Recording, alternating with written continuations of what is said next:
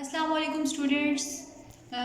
Today is December 4, 2020 and the day is Friday.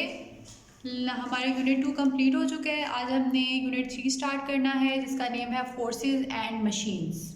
आपको machines वगैरह के बारे में और फोर्सेस वगैरह के बारे में आप वेल नो, आपको तो हो गई सही। तो हम अपना स्टार्ट करते हैं। टॉपिक हमारा है डेफिनेशंस। आज हम इसकी डेफिनेशंस करेंगे। तो सबसे पहले हमारे पास फोर्सेस एंड मशीन्स की यूनिट की डेफिनेशन जो है वो हमारे पास है स्पीड। स्पीड वैसे हम जनरली स्पीड की बात करें तो हम कहते हैं किसी भी चीज़ की, हम फॉर एग्जाम्पल बात करते हैं कि हम गाड़ी इतनी स्पीड में चला रहे हैं, मतलब इतनी तेज़ी से चला रहे हैं। तो स्पीड की डेफिनेशन बेसिकली क्या होती है? Speed is defined as, speed को डिफाइन किया जाता है as how fast something is moving, कि कोई भी चीज़ जो है वो कितनी तेज़ी से मूव कर रही है, कितनी तेज़ी से हरकत कर रही है। Things move at different speeds, और डिफरेंट चीज़ें होती हैं वो डिफरेंट स्पीड से मूव करती हैं। अगर एक कार मूव कर रही है तो उसकी अपनी स्पीड होगी, अगर एक साइकिल मूव कर रही है तो उसकी अपनी स्पीड होगी, बाईसाइकिल है उसकी अपनी स्पीड है, इसके अलावा एरोप्लेन होता है उसकी अपनी स्पीड है। हर ऑब्जेक्ट की अपनी अपनी स्पीड होती है और स्पीड का हमारे पास एक फार्मूला होता है। स्पीड का हर जगह जो फार्मूला होता है वो होता है speed is equals to distance divided by time. Distance को डिवाइड करते हैं हम टाइम से, तो हमारे पास स्पीड निकल आती है किसी भी चीज़ की। नेक्स्ट डेफिनेशन है हमारे पास मशीन्स।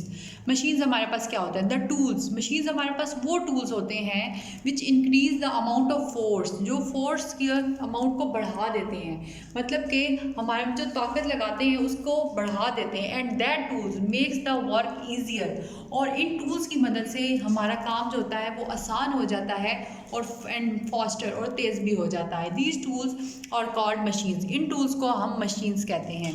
उसके बाद थर्ड डेफिनेशन है हमारे पास एनर्जी। एनर्जी हमारे पास क्या होता है? Energy is defined as the ability. ये वो एबिलिटी होती है जिसके ज़रिए हम काम कर सकते हैं। कोई भी काम करने के लिए हमें एनर्जी चाहिए होती है।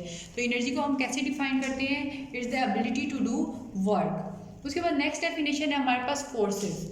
फोर्सेज हमारे पास क्या होते हैं? फोर्सेज आर पुश और pulls which can change the speed. Force जो है वो किसी भी ऑब्जेक्ट को पुश करती है या फिर पुल करती है। पुश का मतलब होता है किसी भी चीज़ को धकेलना, और पुल का मतलब होता है किसी भी चीज़ को खींचना। ठीक है, तो फोर्स क्या करती है? किसी भी चीज़ को पुश करती है या फिर पुल करती है। विच कैन, और उस फोर्स के पुश करने से या फिर पुल करने से कुछ चीज़ें चेंज हो जाती हैं। और वो चीज़ें कौन कौन सी चेंज होती है? स्पीड चेंज हो जाती है, डायरेक्शन चेंज हो जाती है, और ऑब्जेक्ट की शेप चेंज हो जाती है। उसके बाद हमारे पास फिफ्थ डेफिनेशन है वेज। वेज हमारे पास क्या होता है? Wedge consist of two incline planes. जो हमारे पास वेज होता है वो दो इंक्लाइन प्लेन्स का होता है।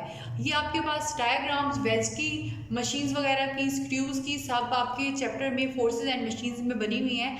आप लोगों ने अपनी बुक ओपन करके इनकी डायग्राम्स देख लेनी है ताकि आपको ये क्लियर हो जाए कि वेज क्या होता है, स्क्रू क्या होता है, ये सब ऑब्जेक्ट्स क्या होते हैं। तो वेज जो होता है दो इंक्लाइन प्लेन्स के ऊपर होता है, मुश्तमिल होता है। Back to back use to cut और स्प्लिट, और इसको हम बैक टू बैक, इसको हम मेनली यूज़ क्यों करते हैं? इसको हम कटिंग के लिए और स्प्लिट करने के लिए यूज़ करते हैं।